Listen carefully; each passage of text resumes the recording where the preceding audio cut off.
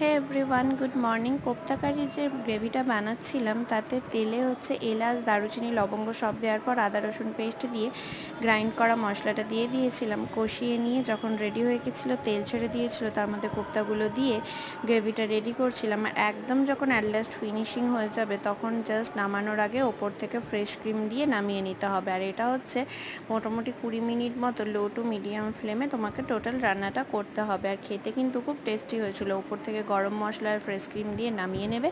তারপর রাইস বা যা রেডি করবে, পোলাও, সবার সাথে তোমরা সার্ভ করতে পারো। তারপর মাকে সারপ্রাইজ দেওয়ার জন্য আমি আর গুলো কেক অর্ডার দিয়ে দিয়েছিলাম, আর সেটাও কিন্তু ডু অ্যাজ ইউ লাইক থেকে ছিল। ডু অ্যাজ ইউ লাইকের কেক আমাদের রিসেন্টলি খুবই ভালো লেগেছে, তোমাদেরকে তো বললাম এদের কোয়ালিটি খুবই ভালো। তারপর মা হচ্ছে আদ্বিক বেটাকে নিয়ে ফার্স্ট টাইম কেক কাটিং করলো। মায়ের এই এক্সপিরিয়েন্সটা সত্যি খুব মেমোরেবল থাকবে, আমরা সবাই সেটা বুঝতেও পারছি। মায়ের মুখে খুবই হাসি। তো ব্লগটা ভালো লাগলে